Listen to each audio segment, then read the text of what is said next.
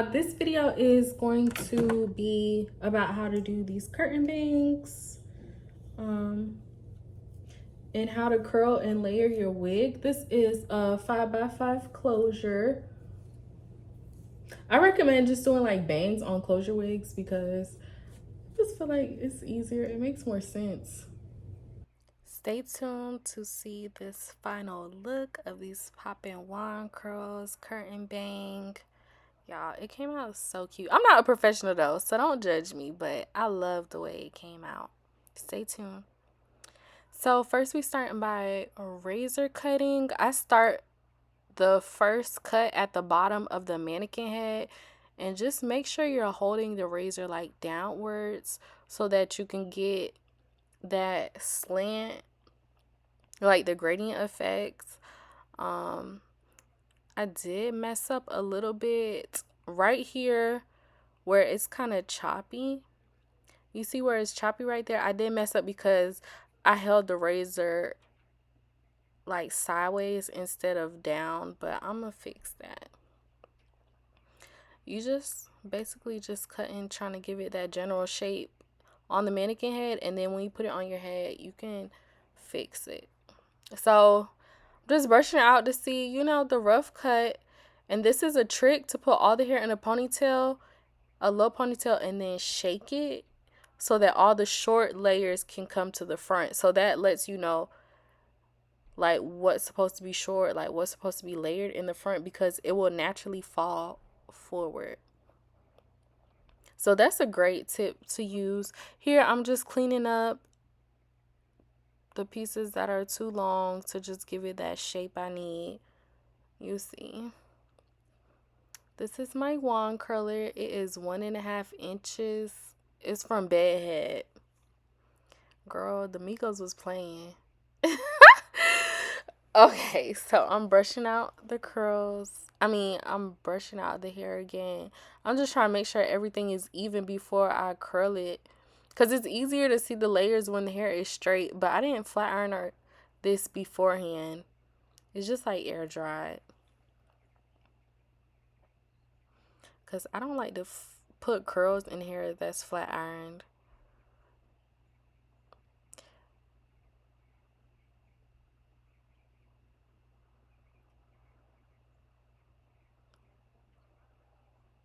I did fix up some of this stuff off camera because I didn't want the video to be too long. But this is just a real close up of me curling the bang. But it came out terribly because I had the hair too close to the base of the wand curler. Since that's a short piece of hair, I should have had it more to the tip. And the bang was too long anyway. So I am about to section out the very front of the hair to create the shortest layer. And it's okay that the bang was too long because I could always cut more, but it's always better to have more hair and then, you know, fine tune it than to just chop way too much in the beginning and then you can't do nothing about it. So right here, I'm twisting it to help give it a more layered effect for when I cut it. And you'll see the face framing layers that's the closest to my cheekbones, they come out shorter that way when you do the little twist method of cutting the bang. So that side was still too long, so I'm just about to cut it a little bit more to try to even it out on both sides. And I do still have these bangs a little long because curtain bangs, they're not supposed to be super short. Like, it's still supposed to give like a flowy look. So that length ended up being perfect. I did curl some of the hair off camera. I was curling it on my head, but oh my gosh, if you struggle with curling and styling hair, getting a mannequin head just makes everything so much easier. But this is a close up. The hair needs to be flat on the barrel of the wand curler so it could give that spiral type curl. And since this piece of hair is long, I could start it at the base and it will still slide off the wand curler. So that's what I'm showing you right now. See how it just slid off so perfect. And this is how the size of the curl with a 1.5 barrel. Of course, I finished curling it off camera because I didn't want this video to be too long. Y'all know I like to get straight to the point.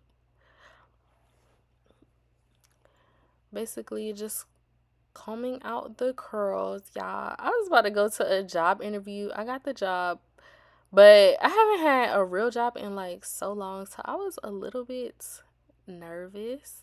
But I feel like this hair just really helped give me confidence because I was just feeling myself. I was feeling myself. So since that piece of hair didn't really curl properly, I just used the flat iron and I curl it backwards away from my face to help give it that volume.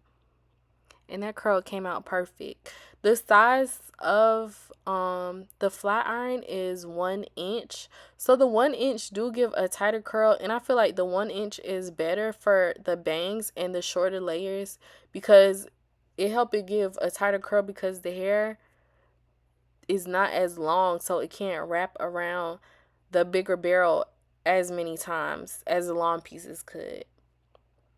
So if your hair is not as long, then a 1 inch wand or flat iron, whatever, will be better.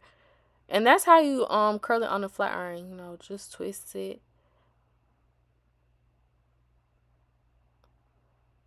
And you have to keep opening it so that the hair don't get stuck on it. And just hold it. But these curls came out so pretty. I would have done the other side, but I kind of was in a rush at this point because this took a long time.